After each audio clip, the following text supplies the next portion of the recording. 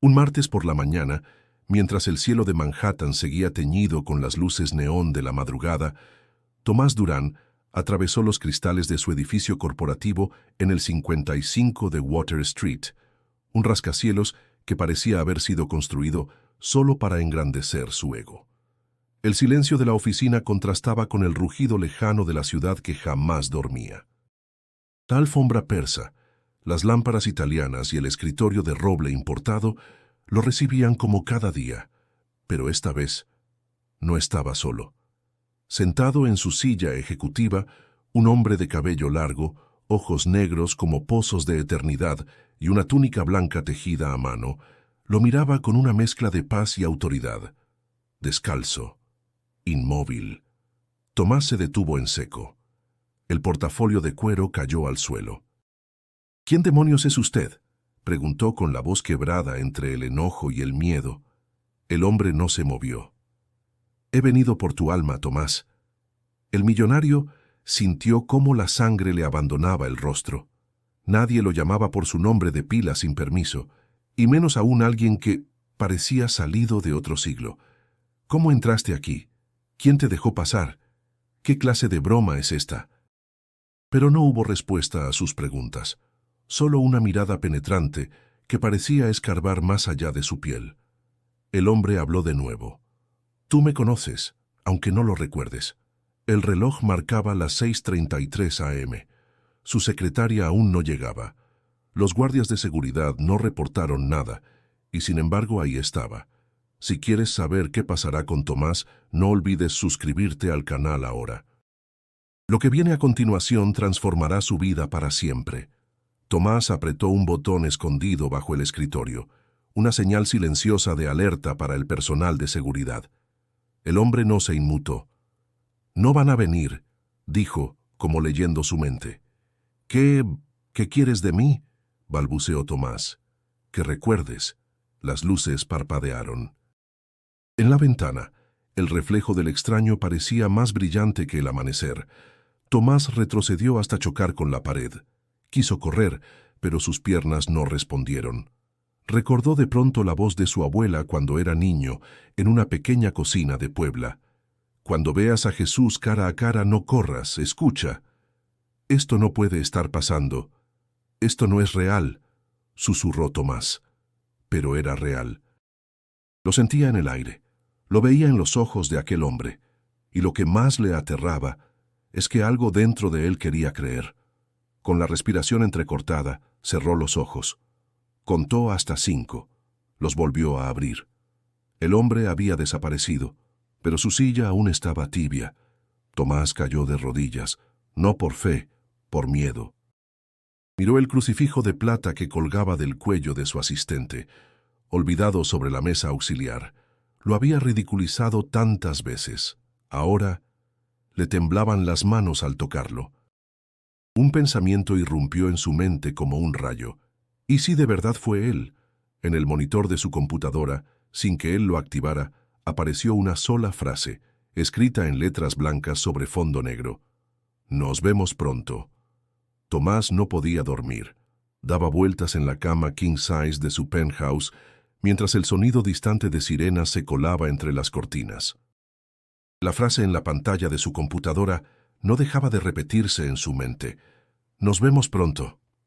Cerró los ojos y, sin querer, su memoria lo llevó lejos, muy lejos, a un rincón olvidado de su infancia. San Sebastián de Aparicio, Puebla, un barrio donde las calles eran de tierra, los perros callejeros ladraban por costumbre y el sol caía como plomo sobre los techos de lámina.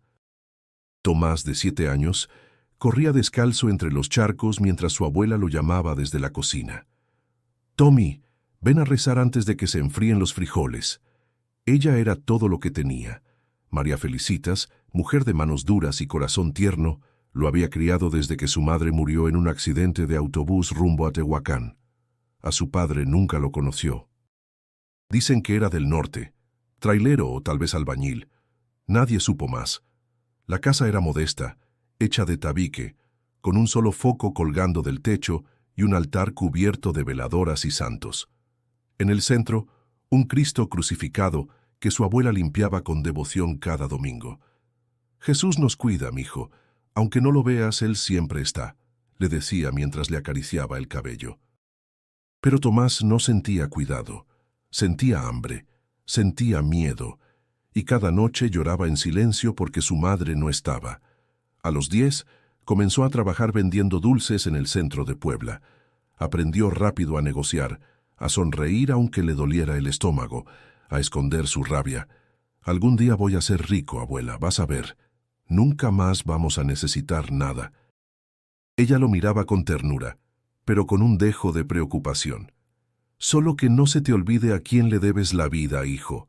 El dinero va y viene. Dios no». Pero cuando cumplió 14 años, su abuela enfermó y murió en menos de 3 semanas. Tomás se quedó solo. Se fue a Ciudad de México con una maleta vieja y los contactos de un primo que trabajaba en un restaurante. Lavó platos, durmió en azoteas y finalmente consiguió una beca para una prepa privada, donde lo descubrieron por su talento con los números. Fue ahí cuando decidió cortar todo lazo con su pasado. «La fe es para los pobres», le dijo a un compañero años después. «¿Y tú no fuiste pobre?», preguntó el otro. «Fui, pero nunca más». Ya en Nueva York se burlaba de los religiosos. Les llamaba analfabetos emocionales. Su apartamento no tenía crucifijos ni fotos de su familia. Había enterrado su pasado bajo toneladas de dólares y ambición. Y sin embargo, ahora, en medio del insomnio, recordaba el olor a tortillas recién hechas, el canto de su abuela al amanecer y aquella pequeña Biblia que ella guardaba envuelta en un rebozo. Se levantó. Caminó hasta su caja fuerte, abrió una gaveta secreta y sacó una reliquia que no había tocado en 20 años, un rosario de madera con cuentas desgastadas. Lo apretó con fuerza. No sabía rezar, no quería rezar, pero una lágrima cayó sobre sus dedos, y por primera vez en décadas Tomás sintió frío, un frío que venía desde el alma. Nueva York lo devoró y lo aplaudió al mismo tiempo. A los 24 años, Tomás ya dirigía su primer fondo de inversión. Con apenas una licenciatura en finanzas y una habilidad natural para detectar oportunidades donde nadie más las veía, convirtió un préstamo estudiantil en una fortuna inicial. No tardó en ganarse el apodo de el mexicano de oro entre corredores, banqueros y periodistas. «¿Cómo lograste tu primer millón?», le preguntó un reportero de Forbes, no durmiendo por 2 años y diciendo que sí cuando todos decían que no. Respondió sin titubear, ocultando el temblor en sus manos. Compró su primer penthouse en Brooklyn Heights, con vista al río. Luego un Maserati, después una casa en los Hamptons, relojes suizos, trajes hechos a medida, cenas en Nobu y fiestas privadas con DJ europeos. Todo era perfecto por fuera, por dentro un vacío que ni él mismo quería nombrar. A veces se despertaba en medio de la noche sin saber dónde estaba, no por el alcohol, sino porque su alma no reconocía el lugar. Cambiaba de pareja cada semana, nunca repetía, nunca amaba. «¿Para qué complicarse con sentimientos?», decía mientras encendía un puro. «El amor es para los que no tienen agenda llena».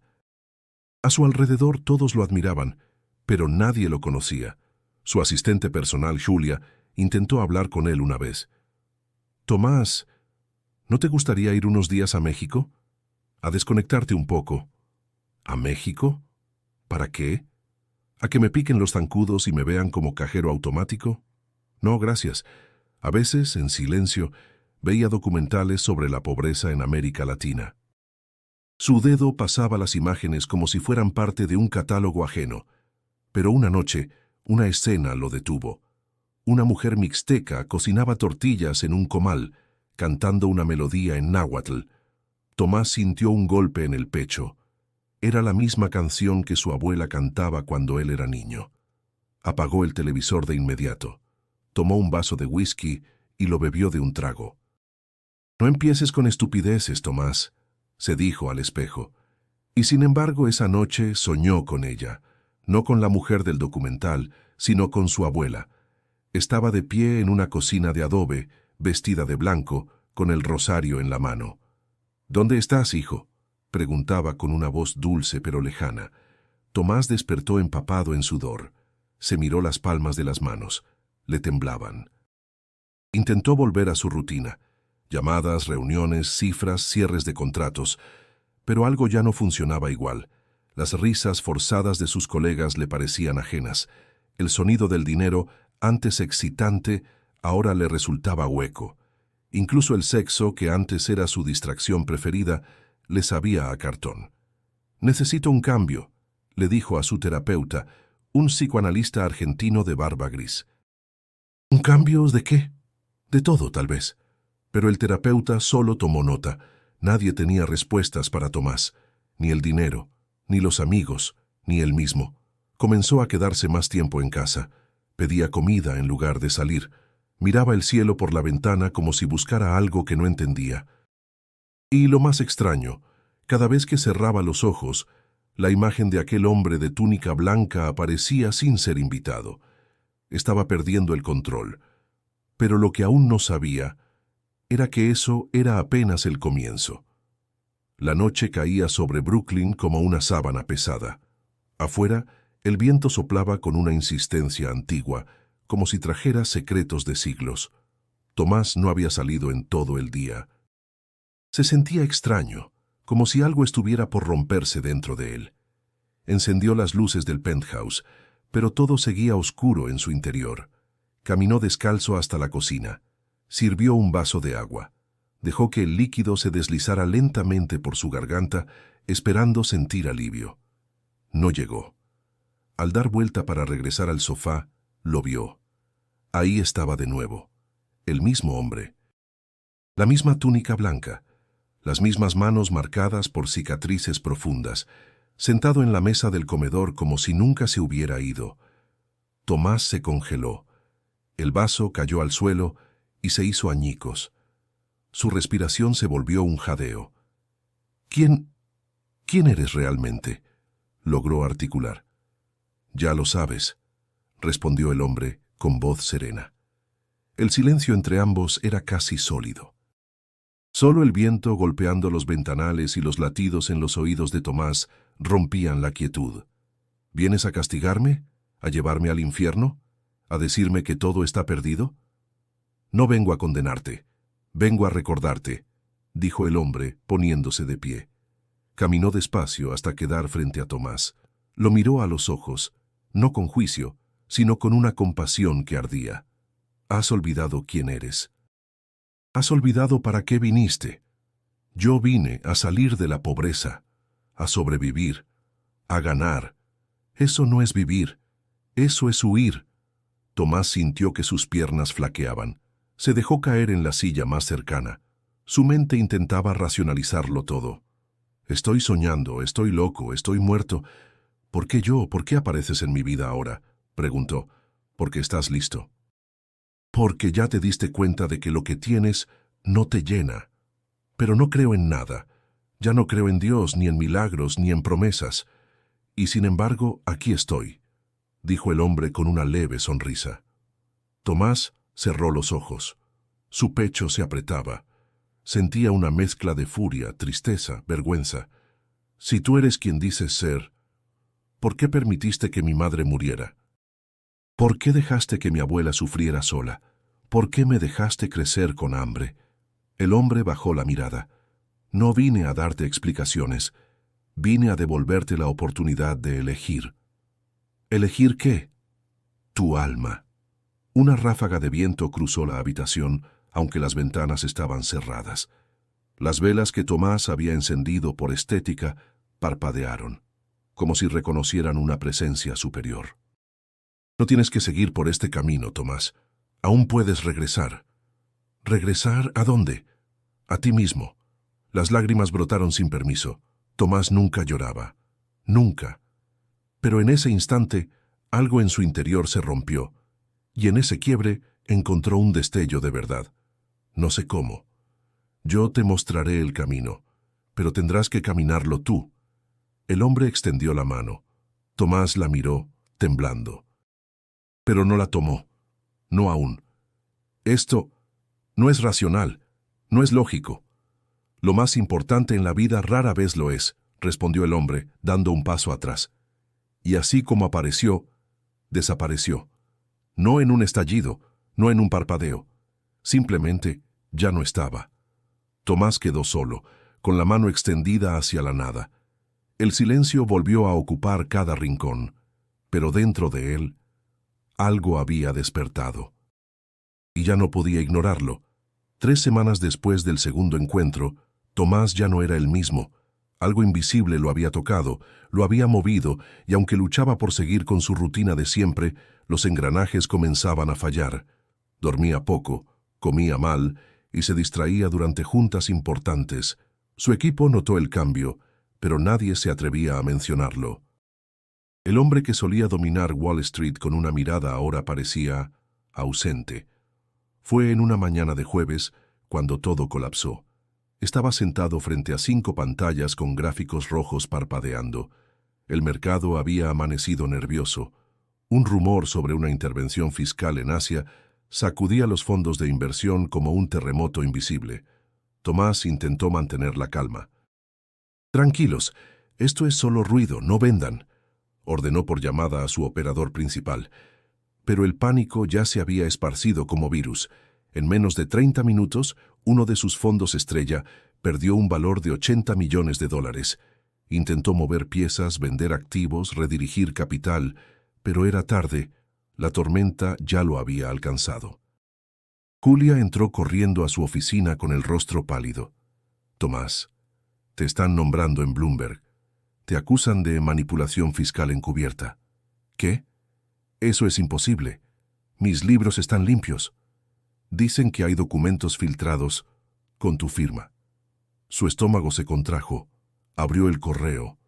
Decenas de mensajes de inversionistas exigiendo explicaciones. Algunos lo amenazaban con demandas. Otros simplemente retiraban sus fondos sin decir palabra. Tomás caminó en círculos. El corazón le martillaba el pecho. Las manos no le respondían. Intentó llamar a su abogado, pero no contestaba. Llamó a su socio principal, Ernesto Saldívar. «Ernesto, dime que no es cierto». «Tomás, tú sabías que esto podía pasar. Exprimiste demasiado. Estás diciendo que esto es culpa mía». «Estoy diciendo que no voy a caer contigo. Yo ya me desligué legalmente. Buena suerte». La línea se cortó. Todo su imperio, construido con sudor, astucia y arrogancia, se derrumbaba como castillo de arena. Pero lo que más dolía era que nadie corría a ayudarlo, ningún amigo, ningún socio, ninguna mano extendida, solo él y su conciencia. Cerró la puerta de su oficina, se dejó caer en el sillón y respiró hondo. La vista de Manhattan ya no era gloriosa, se sentía ajena, hostil, distante. Recordó las palabras del hombre de la túnica blanca. «Has olvidado quién eres». «¿Esto es lo que merezco?», murmuró. «¿Toda mi vida para esto? ¿Para quedarme solo entre ruinas?». Se levantó de golpe. Sacó de su cajón inferior una botella de mezcal que guardaba como reliquia. La destapó. Bebió sin pensarlo. Sintió el ardor en la garganta como castigo necesario. El teléfono volvió a sonar. Era el departamento de prensa. «Señor Durán, ¿va a dar una declaración oficial?». «No». «¿Desea al menos responder a las acusaciones?». «No tengo nada que decir». Colgó. Ese día no volvió a casa. Caminó por las calles grises de Nueva York como un náufrago sin brújula. Nadie lo reconocía. Ya no era portada. Ya no era noticia. Solo era otro traje arrugado entre la multitud. Y en ese anonimato sintió algo que no había sentido en mucho tiempo. Libertad. Dolorosa, desnuda, silenciosa, pero libertad al fin. Desapareció. Nadie supo exactamente cuándo ni cómo. Tomás Durán desconectó sus líneas, cerró sus cuentas, liquidó propiedades y se deshizo de todo lo que tuviera su nombre estampado. Vendió su reloj Patek Philippe, su Maserati, su penthouse. Todo en silencio.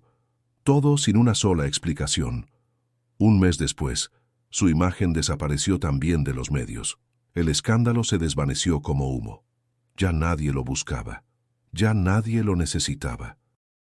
Pero él sí buscaba algo, algo que no tenía nombre, pero lo llamaba desde adentro como un eco persistente. Llegó a Oaxaca en un vuelo nocturno, solo con una mochila, un sombrero de palma y un pasaporte con más sellos de los que podía recordar. Al bajar del autobús que lo llevó desde la capital hasta la Sierra Mixe, se encontró frente a una carretera de curvas infinitas, con el olor a tierra mojada y café tostado llenando el aire. Preguntó por un pueblo que recordaba de niño, Santa María Yaviche. Nadie le dio una dirección exacta. Solo le señalaron con el dedo hacia la montaña. Siga ese camino, y si no se pierde, llega. Y caminó. Durante horas, bajo el sol, entre trinos de pájaros y el crujir de sus propios pasos sobre la grava. No sabía qué buscaba, pero sí sabía de qué huía, de sí mismo. Al llegar, encontró un grupo de casas modestas hechas de madera y teja. Un silencio profundo reinaba, interrumpido solo por el ladrido de un perro o el sonido lejano de un machete contra el campo. Una mujer lo observó desde la entrada de su casa, morena de rostro curtido y ojos firmes. No lo reconoció. Nadie lo hizo. Para ellos, no era el millonario de Wall Street. Solo era un hombre cansado. «Buenas tardes. ¿Tienen lugar para dormir?», preguntó con voz áspera. La mujer lo miró de arriba a abajo. «¿Tiene con qué pagar?». Tomás dudó. «No mucho, pero puedo trabajar». Ella asintió con la cabeza. «Entonces puede quedarse. Aquí nadie vive gratis, pero nadie se queda sin pan». Le ofrecieron una colchoneta en un cuarto junto a la cocina, sin ventanas, sin lujo, sin espejos. Por primera vez en años, durmió profundamente. Los días siguientes trabajó cargando leña, limpiando milpas, acarreando agua. Le dolían músculos que había olvidado. Sudaba, se cortaba las manos, se llenaba de tierra. Pero algo dentro de él comenzaba a respirar. Los niños del pueblo lo observaban con curiosidad. Uno de ellos se le acercó y le dijo: «Tú eras rico, ¿verdad?». Tomás sonrió con tristeza. Creía que sí. La comunidad no hacía preguntas, solo lo miraban, lo incluían, lo aceptaban, compartían lo poco que tenían, reían con lo simple, oraban en zapoteco antes de cada comida, y nadie juzgaba a nadie. Un domingo, mientras ayudaba a reparar el techo de la escuela, un anciano se sentó a su lado. «Muchos vienen aquí huyendo de algo, pero los que se quedan es porque ya no quieren huir». Tomás lo miró, confundido. «¿Y tú por qué te quedaste?». «Porque entendí que no hay lugar más rico que donde tu alma puede estar en paz». Esa noche, mientras las estrellas cubrían el cielo como un manto silencioso, Tomás salió a caminar por la vereda. Levantó la vista. El aire era frío, pero su pecho no. Por primera vez desde que vio al hombre de la túnica blanca, no sentía miedo. Sentía calma. Las semanas pasaron sin calendario. En Santa María Yaviche, los días se medían por el canto del gallo, el olor del pan horneado y la forma en que el sol caía sobre los huertos. Tomás, antes dueño del tiempo en Wall Street, aprendió a vivir sin reloj. Al principio su cuerpo protestaba. Las madrugadas heladas, el trabajo rudo, la dieta simple de tortillas y frijoles. Pero su espíritu empezaba a fortalecerse. Don Esteban, el anciano que le ofreció refugio, lo integró en un pequeño grupo de hombres que estaban reconstruyendo una escuela que el huracán del año pasado había dejado en ruinas. «No necesitas saber de albañilería», le dijo. «Solo necesitas querer ayudar». Y Tomás quiso, con fuerza. Transportaba arena en cubetas oxidadas, cargaba piedras, mezclaba cemento bajo el sol. Al principio sus movimientos eran torpes, pero escuchaba, aprendía y sobre todo no se quejaba. Los hombres lo respetaron por eso. Las mujeres del pueblo empezaron a invitarlo a comer y los niños lo apodaron Tío Tomás.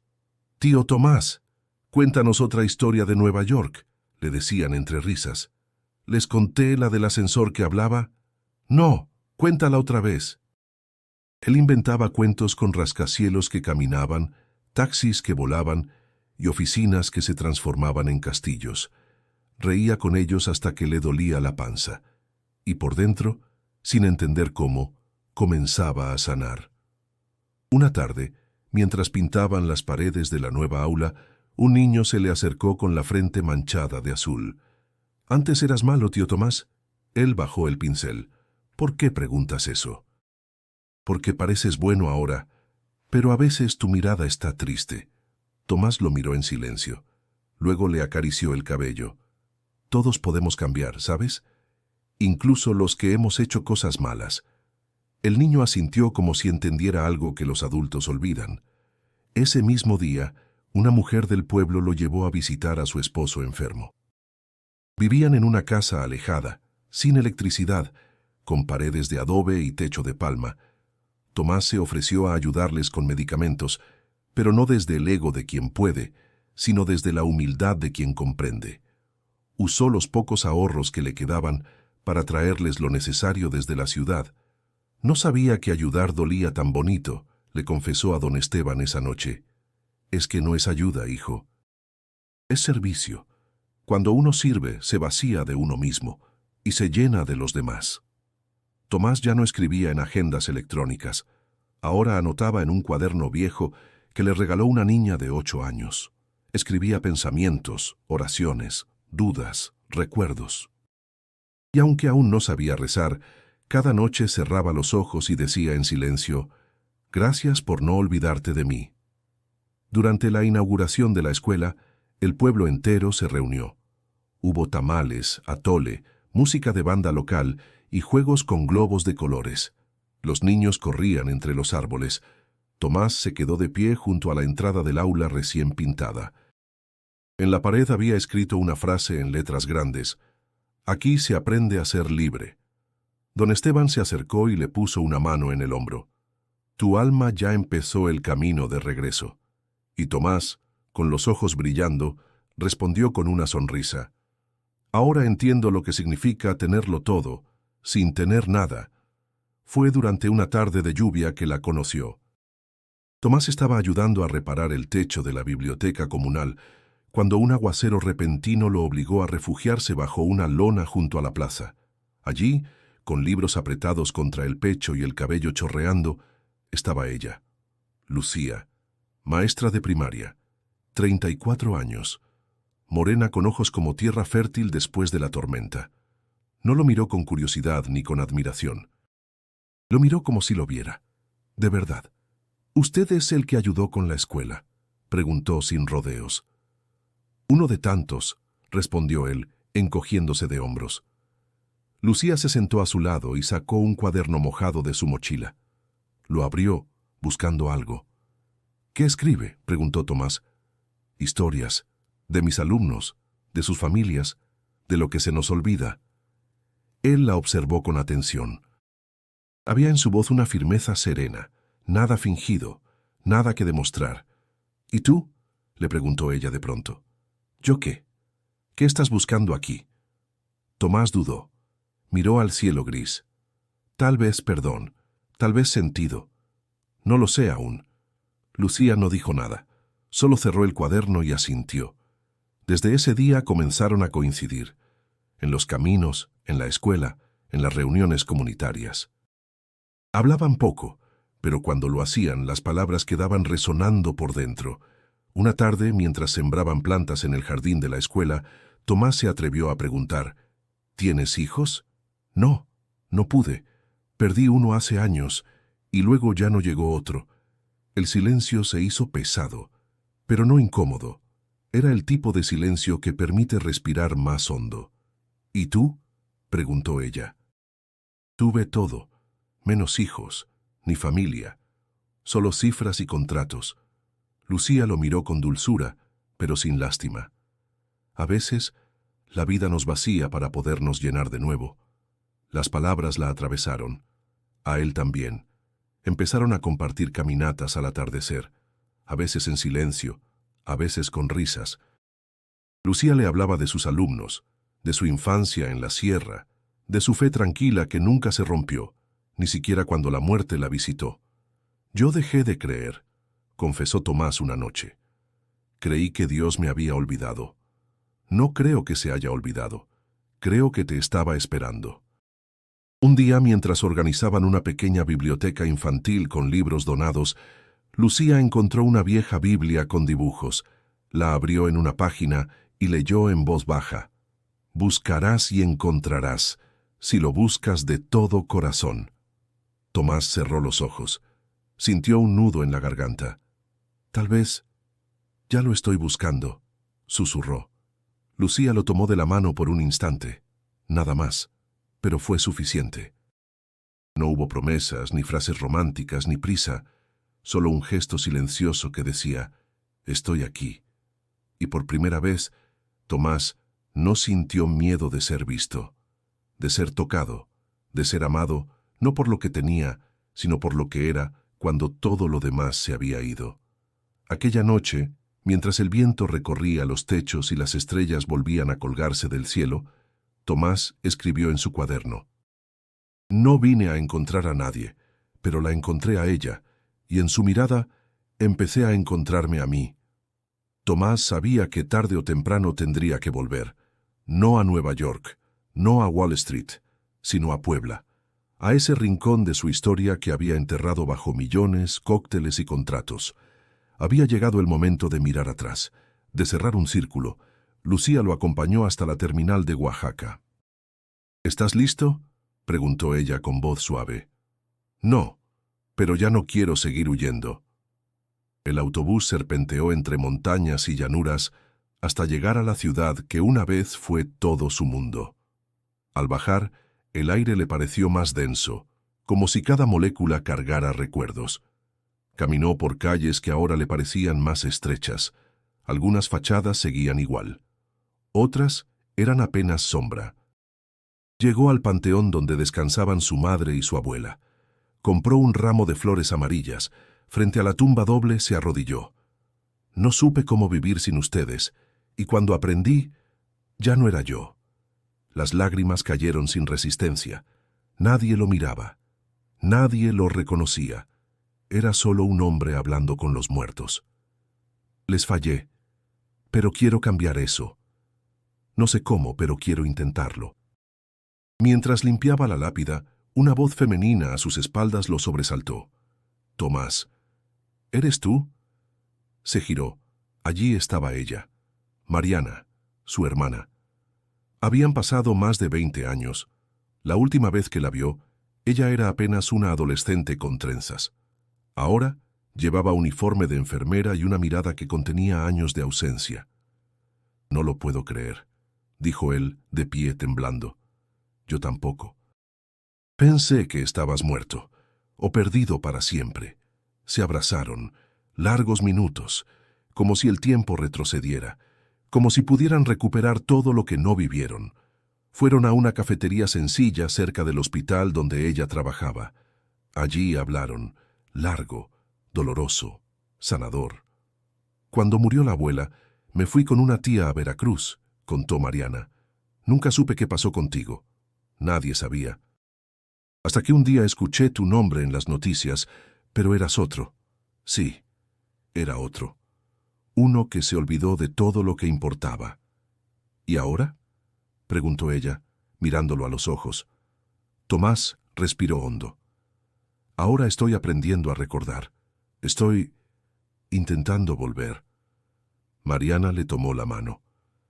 La abuela estaría feliz. Ella nunca dejó de rezar por ti, ni siquiera cuando no sabíamos dónde estabas. Era extraño, dijo Tomás con la voz rota. Yo también.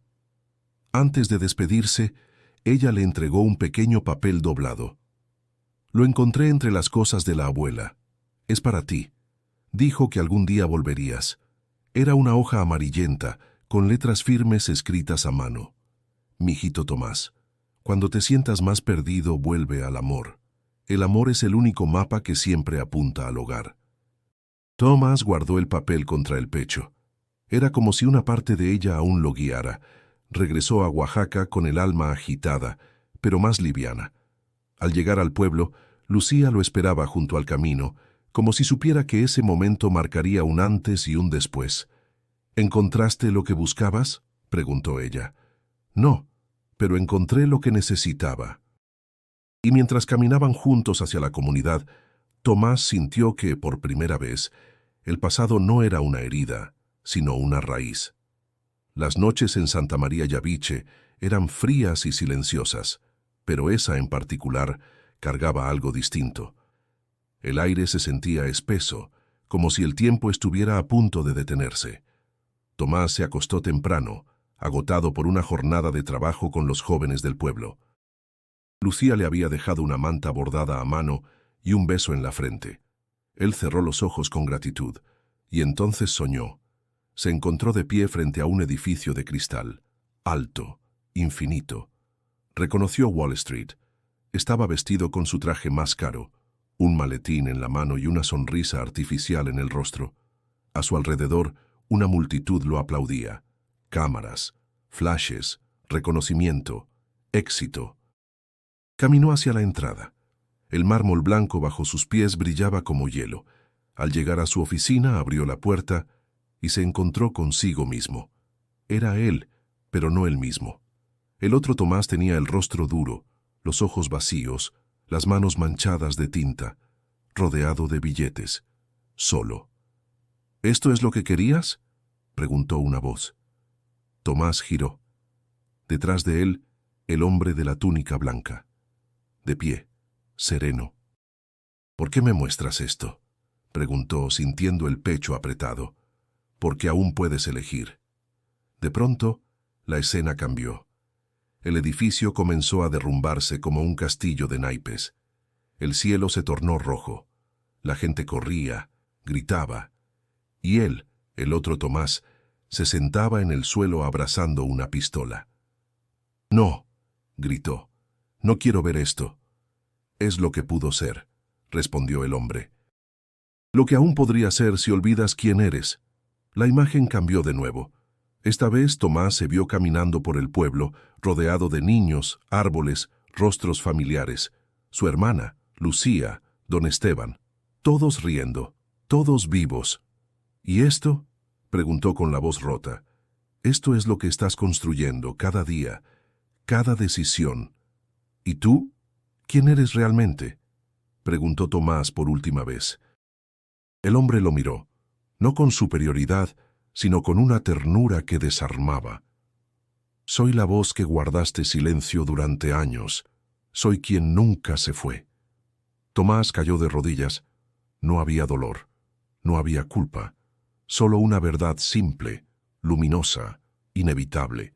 Estaba siendo salvado por su propia entrega. Despertó con lágrimas en los ojos. Afuera, el primer rayo de sol se colaba por la rendija de la puerta. Un gallo cantaba a lo lejos. La vida seguía, pero él ya no era el mismo. Tomó el cuaderno que guardaba bajo la almohada y escribió: «He visto el fin y he visto el comienzo. Elijo el segundo. Elijo amar». Esa mañana, al salir de su casa, encontró a Lucía sentada en la entrada. Lo miró y supo que algo había cambiado. «Soñé contigo», dijo él sin pensar. «Yo también contigo», respondió ella sonriendo. Y mientras se tomaban de la mano para caminar hacia el nuevo día, Tomás supo que ese sueño no era un aviso, era una promesa. Tomás despertó con una certeza nueva. No era solo gratitud, era una urgencia profunda, una voz que le hablaba desde adentro. «Esto no puede quedarse solo en ti». Después del desayuno comunitario, caminó hasta la escuela. Encontró a don Esteban lijando una banca y se sentó a su lado. «Necesito hablar contigo». «Te escucho, hijo. Quiero hacer algo más grande. No para que me vean, no para limpiar culpas, sino porque sé lo que se siente estar perdido. Quiero evitar que otros lleguen tan lejos como yo llegué en la oscuridad». Don Esteban sonrió sin dejar de lijar. «¿Y qué estás pensando?» «Una fundación. Algo que forme jóvenes, que los eduque en finanzas pero con ética, que no pierdan su alma en el camino. ¿Tienes los medios? Me queda algo, lo suficiente para empezar, y contactos. Aunque ahora no me llamen, sé cómo abrir puertas». Tomás viajó a Oaxaca capital. Con la ayuda de Mariana, su hermana, redactaron los primeros documentos. Ella lo conectó con maestros rurales, activistas sociales, abogados. Fue un trabajo silencioso, sin reflectores. Registró la fundación bajo el nombre de su abuela, Felicitas Vive. Compró un pequeño terreno cerca del pueblo. Don Esteban y otros hombres ayudaron a levantar una construcción de adobe con techos de palma. El primer centro de formación integral abrió sus puertas con 5 alumnos. Todos indígenas, todos con historias duras, todos con hambre de algo más que comida. Tomás les enseñaba números, pero también historia, lectura, principios. El dinero no es malo, les decía. Lo malo es lo que dejamos que el dinero haga con nosotros cuando no tenemos raíces. El modelo creció, otras comunidades pidieron formar parte. Tomás viajó por la sierra, habló con líderes, se sentó en cocinas humildes a escuchar. Nunca impuso, siempre pidió permiso. Un día, recibió una llamada inesperada desde Nueva York. «¿Tomás Durán?», dijo una voz elegante. «Él habla». «Soy la directora de Capital Ethics. Estamos enterados de su proyecto en México. Queremos invertir». «No estoy vendiendo nada». «No, no hablamos de comprar. Hablamos de apoyar, de replicarlo». «¿Por qué ahora?» «Porque el mundo necesita lo que estás haciendo», Tomás pensó. Agradeció, pero declinó. «Agradezco la intención, pero esto no se exporta. Esto se siembra. Aquí».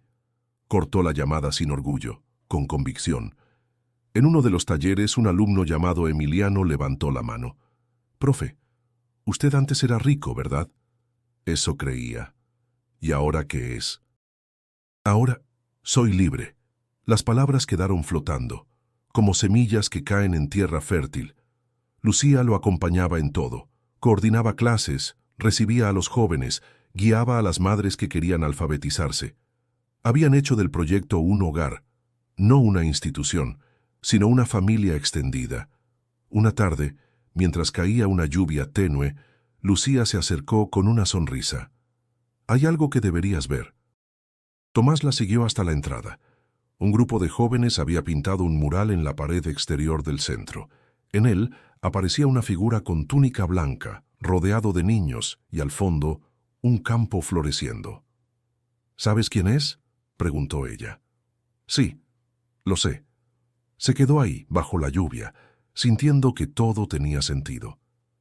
Era domingo por la mañana y el sol se filtraba suave entre los árboles. Lucía había salido temprano para preparar la merienda con las madres del pueblo. Tomás caminó solo, con los pasos tranquilos de quien ya no carga culpas, sino preguntas. Llevaba en la mano su cuaderno, casi lleno de notas, reflexiones, nombres de niños, dibujos. Sentía que algo se aproximaba, no un peligro, una certeza. Llegó a la pequeña iglesia al borde del pueblo. Una construcción antigua, sin lujos, con paredes blancas agrietadas y bancos de madera desgastados. No había misa, no había música, no había nadie, o eso creyó. Al entrar, lo vio. Sentado en la primera banca, con la túnica blanca que jamás olvidaría, estaba el mismo hombre, descalzo, en silencio, como si lo esperara desde siempre. Tomás no sintió miedo, solo una emoción que no supo nombrar. Se acercó despacio, sin decir palabra, y se sentó junto a él. Pasaron varios minutos así, respirando juntos, escuchando el viento que entraba por las rendijas. Luego, Jesús habló. «Has venido». Tomás asintió. Ya no podía no venir. «¿Por qué?». «Porque quiero entender. Porque aunque ahora mi vida tiene sentido, aún me cuesta mirarte sin sentir que te fallé». Jesús lo miró con una paz insondable.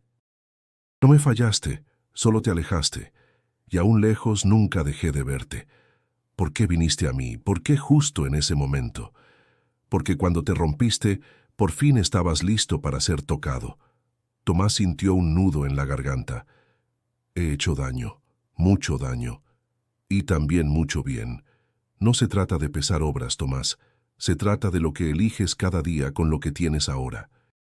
El silencio volvió, pero esta vez no era incómodo. Era sagrado. Jesús se puso de pie, caminó hasta el altar. Tomás lo siguió. Allí, sobre una mesa de piedra, había una silla rústica, de madera simple. Jesús le indicó que se sentara. ¿Yo? Sí, esta es tu silla. No la merezco. No se trata de merecer, se trata de aceptar el llamado. Tomás se sentó. Sintió la madera bajo sus manos. El aire se volvió más ligero. ¿Y ahora qué? Ahora eres tú quien guía, quien escucha, quien siembra. ¿Y tú? Yo siempre estaré aquí, dijo Jesús, llevándose la mano al pecho de Tomás. El corazón le latía con fuerza. Una lágrima resbaló por su mejilla. Jesús dio media vuelta y comenzó a alejarse. ¿Volveré a verte? Cada vez que ames sin pedir nada, cada vez que te vacíes por otro. Cada vez que sonrías sin razón, ahí estaré. Y desapareció. Tomás quedó solo, sentado en la silla, con los ojos cerrados y el alma abierta. Cuando Lucía lo encontró horas después, él aún estaba ahí, en silencio. Ella se sentó a su lado y no preguntó nada. Él tomó su mano. Estoy listo. ¿Para qué? Para vivir con propósito, para quedarme, para servir. Y mientras las campanas viejas de la iglesia comenzaban a sonar, Tomás supo que su búsqueda había terminado y que su misión apenas comenzaba.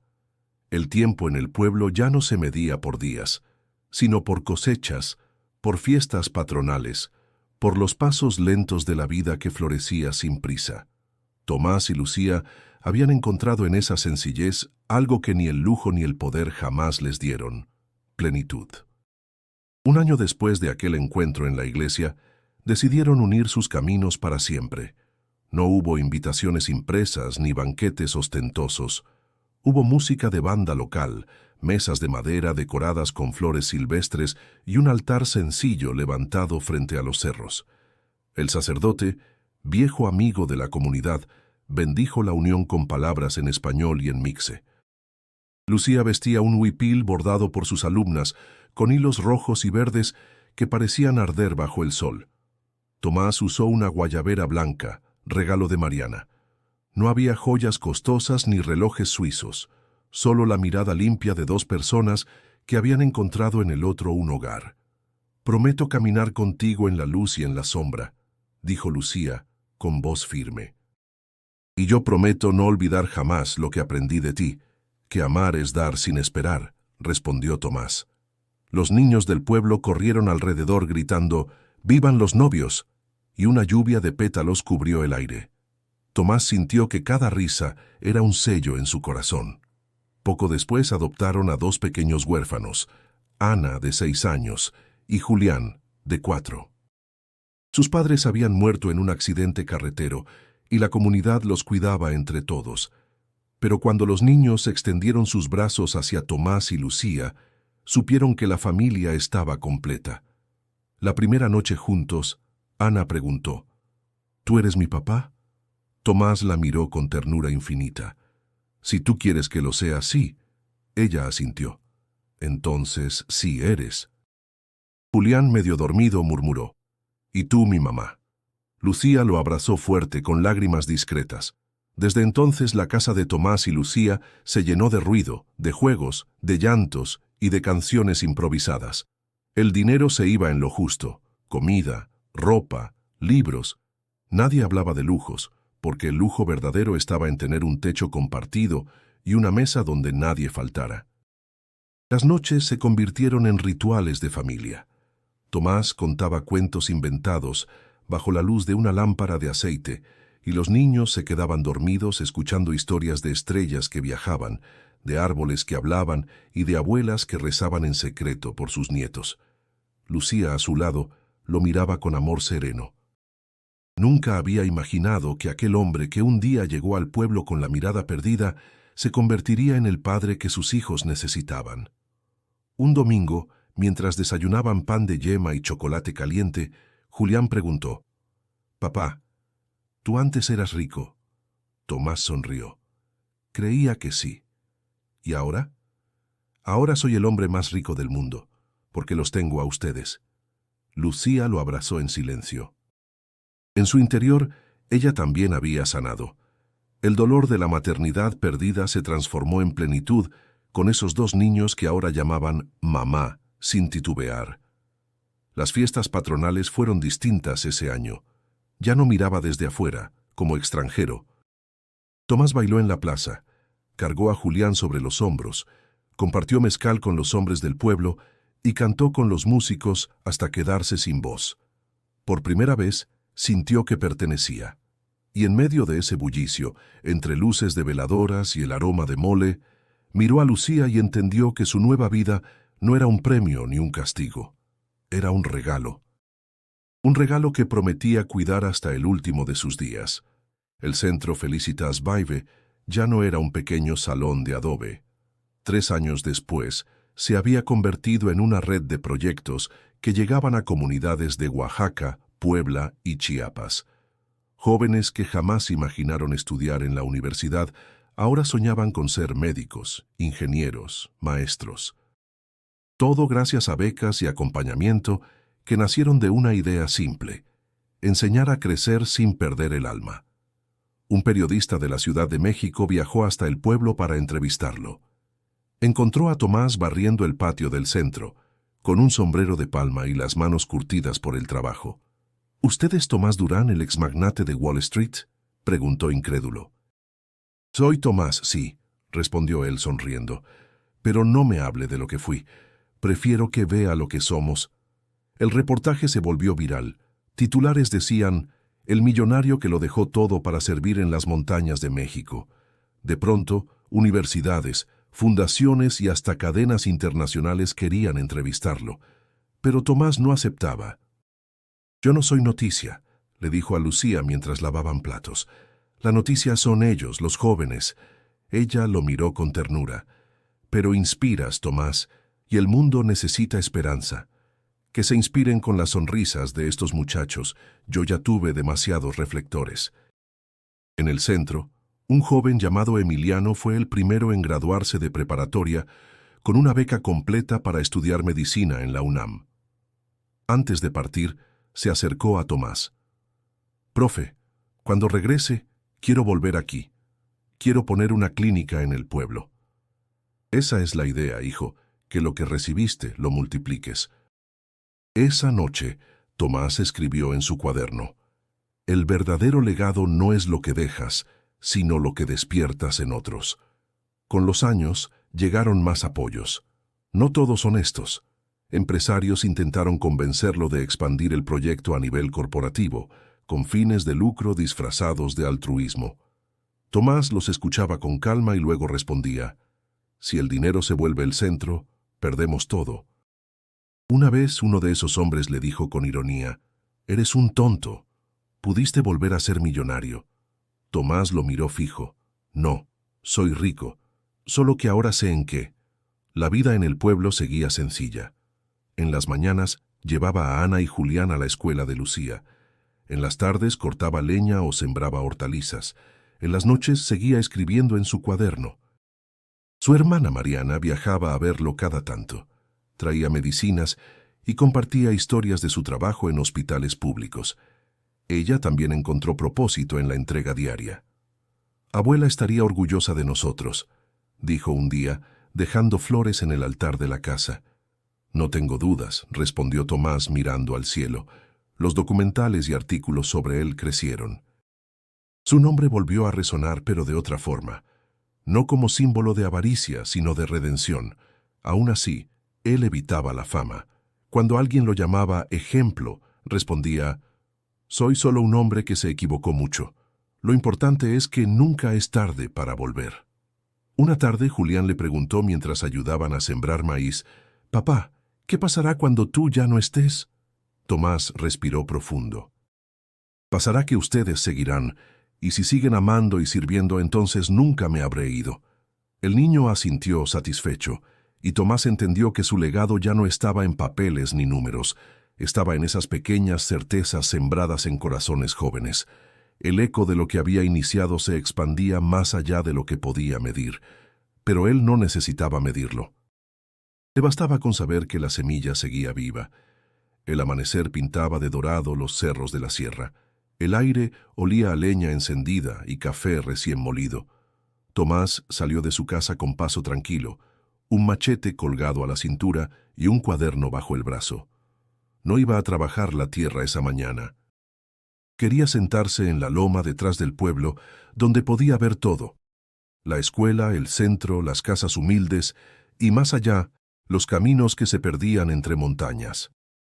Se acomodó sobre una piedra, abrió el cuaderno y releyó sus notas.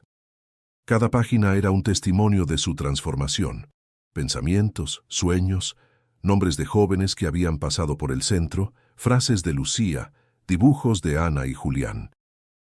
No era un libro de cuentas, sino un libro de vida. «¿En qué piensas, viejo?», preguntó Lucía acercándose con una canasta de pan. «En que tuve que perderlo todo para ganar lo que importa». Ella lo besó en la frente. Entonces valió la pena. Mariana llegó poco después con los niños. Ana corría detrás de mariposas.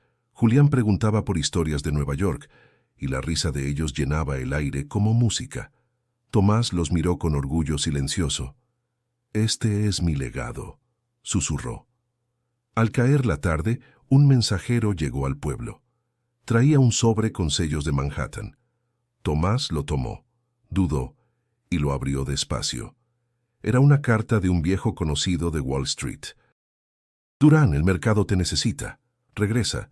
Podemos devolverte al lugar que mereces». Tomás soltó una risa breve, casi irónica.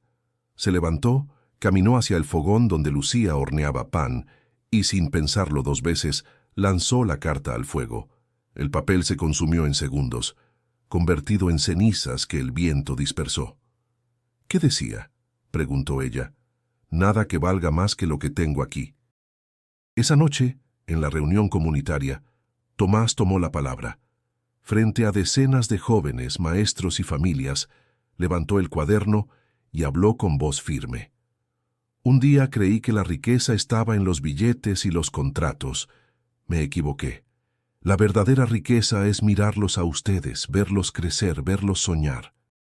Si algún día dudan de su camino, recuerden esto: el dinero se gasta, la fama se olvida, pero el amor que damos, ese nunca muere». Hubo silencio, luego aplausos, luego lágrimas. Don Esteban, ya encorvado por los años, lo miró con ojos brillantes. «Lo lograste, hijo, encontraste tu silla». Tomás respiró hondo. El eco de aquellas palabras lo acompañó mientras miraba a su familia, al pueblo, al cielo estrellado que parecía infinito, y en su interior volvió a escuchar la voz que lo había perseguido durante años. «Ahora sí, estás en mi silla». Sonrió, cerró los ojos, y supo que no había regreso posible porque ya estaba en casa. Si esta historia tocó tu corazón, te invito a suscribirte ahora mismo al canal. Y no te detengas aquí. Haz clic en el video que aparece en la pantalla para seguir descubriendo relatos que transforman vidas. La última frase que escribió en su cuaderno esa noche fue simple, pero eterna. «La riqueza más grande fue encontrarme a mí mismo».